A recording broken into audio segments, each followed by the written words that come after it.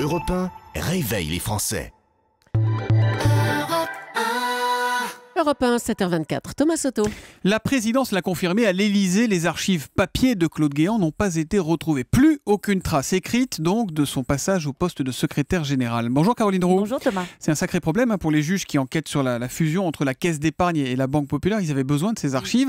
Alors vous l'avez eu en ligne, Claude Guéant. Qu'est-ce qu'il vous a dit, Caroline ? Écoutez, il nie en bloc. Je n'ai pas détruit d'archives. Je suis parti avec mon agenda et mon cahier. Alors tous ceux qui connaissent bien Claude Guéant savent qu'il prenait systématiquement des notes avec des petites pattes de mouche dans un petit cahier noir d'écolier. Selon lui, le reste de ses archives est resté à l'Élysée après son départ en février 2011. Pour se défendre, Claude Guéant exhume un article de Valeurs Actuelles. Je ne sais pas si vous vous souvenez, c'était en octobre dernier.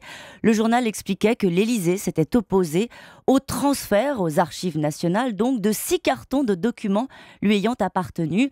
Ça ne va pas vous surprendre, Thomas. Il voit derrière ces révélations une manœuvre politique. Il refuse de parler de cabinet noir, mais affirme ils sont très nombreux à l'Élysée à s'occuper de tout cela. Claude Guéant contre-attaque pour la forme, mais il ne portera pas plainte.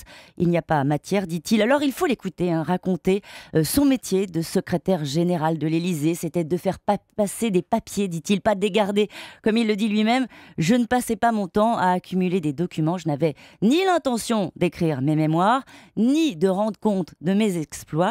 Il assure que les comptes rendus des rendez-vous se faisaient à l'oral avec Nicolas Sarkozy. Ah bah tiens, Nicolas Sarkozy justement dit il a du mal avec ses amis en ce moment. Après les enregistrements, supposés certes, de Patrick Buisson, voilà maintenant les archives envolées de Claude Guéant. D'ailleurs, il se voit encore Guéant et Sarkozy ?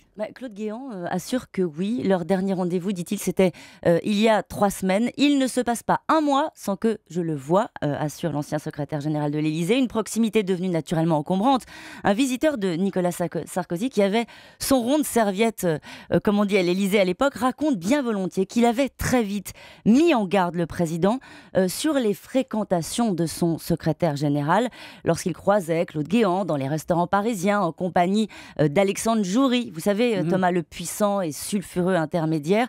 Mais le président a attendu 2011 avant de nommer Claude Guéant au ministère de l'Intérieur. Reste qu'aujourd'hui, la réalité, Caroline, c'est que quand on dit Guéant, on pense Sarkozy. C'est presque pavlovien. Nicolas Sarkozy pourra toujours tenter de dire lui c'est lui, moi c'est moi. Ils ont collaboré de 2002 à 2012. Ça fait donc 10 ans. La réalité, c'est que les difficultés de Claude Guéant, de Patrick Balkany, de Patrick Buisson, de François Pérolle, ce sont des tâches dans le feuilleton du retour organisé par l'ancien président. Vous comprenez, Thomas, c'est moins agréable à raconter que les ovations lors de la tournée de son épouse. Évidemment, ça ne fait pas partie du storytelling, comme on dit, la mise en scène parfaitement huilée, parfaitement scénarisée de son retour annoncé.